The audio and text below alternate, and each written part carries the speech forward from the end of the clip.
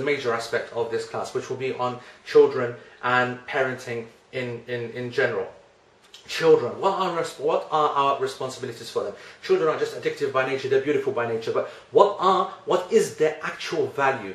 We see their reality in the alim shahada, in the seen world, but what about what they have for us and their value in the unseen world? What is it that we're actually really working for? What is our vision for our children? I often say this, what's our vision for, what is your vision for your children, and what is your vision for your children when you wake up? Because clearly a lot of us are dreaming our way through parenthood. And this is not a class just for parents, because there will be some very important things that you will need to do yourself if you're even single and if you're just newly married, to get yourself ready for children. Because it is a major step in your life. It's a major challenge for parents. Not just emotionally, financially, Islamically as well. Because if you live your life in a certain way, once you become a parent, you're going to have to change, because your children, as you're going to see, they learn from you in many, many more ways than you just may think. Obviously, I have 4 of my own and we teach them and so on and so forth. It's a major challenge for every parent. We will share some of the points. We're going to look at a lot of detail with respect to the fiqh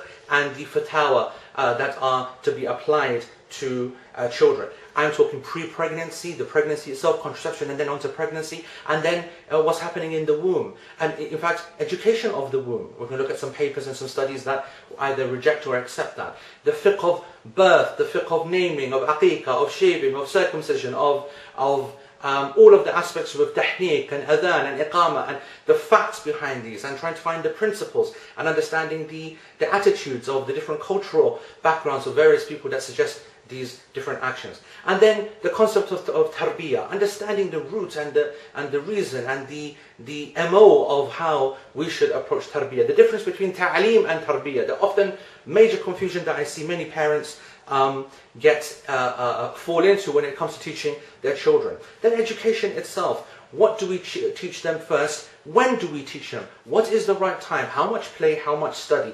Do we go for a Scandinavian model? Do we go for an Islamic model? Is there such a thing as an Islamic model? Do we go for an Eastern model? Is an Eastern model going to be defined as the Arab model or the Indian model? Is there a justification for an English model of early education as opposed to allowing life experience to take over?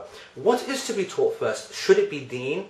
And if so, what? Should it be physical education? If so, what? Should it be the secular sciences and then sciences of life? If so, what? Can we get any guidance from the Sahaba, the Tabi'een, from the early Salaf, from the scholars and the specialists in this area? And also, what is the advice of the modern day child psychologists and specialists and educationalists? We want to be able to combine some of the best studies that we have today and some of the best works that are available. Inshallah, we're going to combine, hopefully in this class, the tradition of the classic with the modern study results and findings of the new.